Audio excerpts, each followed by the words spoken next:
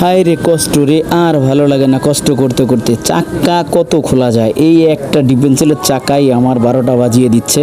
এই চাকাটা বাস্ট হয়ে গেছিলো, বাস্ট হয়ে যাওয়ার পরে আবার নতুন করে এটা কিনলাম। চাকার অনেক দাম, এই সেকেন্ড হ্যান্ড চাকাটা কিনছি। যাই হোক কিনা লাগাইলাম, লাগাই খুলনা থেকে কাশীনাথপুর আসলাম। আসার পরে লোড নিলাম, লোড নিয়ে কিছু দূর আসতে না আসতে চাকাটা ফস করে পাংচার। দেখলাম কী হয়েছে, এখন দেখি পাথর ঢুকে গেছে। প্রচুর পরিমাণ বৃষ্টি হচ্ছে, সেই খুলনা থেকে এ পর্যন্ত বৃষ্টির ভিতরে চালিয়ে আসছে। আসলে চাকা যখন রানিংয়ে ঘুরে তখন গরম হয়ে যায়, এদিক দিয়ে বৃষ্টি, তো চাকা নরম হয়ে যায়, পাথর ঢুকে যায়। আর প্রচুর পরিমাণ রাস্তা ভাঙা, তো ভাঙার ভিতরে পাথর উঠে যাওয়া এটা স্বাভাবিক। সেখানে ব্রেক ট্রেক এটা অনেক কিছু, তো সেক্ষেত্রে চাকাগুলো এরকম হয়ে যায়। কিন্তু কী করবো আর ভাই, নিজের কষ্ট নিজেরই করতে হবে, কিছুই করার নেই। দুই বাবাটা আসি একসাথে, তো ছেলে খুলে আমি খুলি, এই আর কি। তো খুলতেছি, কী করবো আর, অনেক কষ্ট। ভাত খাওয়া দাওয়া করছি তো, কারণ সকালে কিছু খাইনি, দুপুরে খাওয়া দাওয়া শেষ করলাম। আমাদের খানা দানার কোনো টাইম টেবিল নেই, পকেট ভরা টাকা কিন্তু রাস্তায় জায়গা নেই।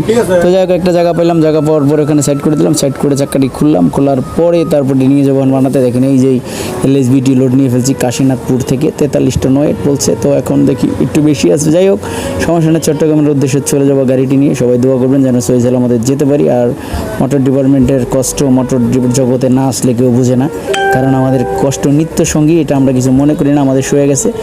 এই কষ্ট কোনো কষ্টই না।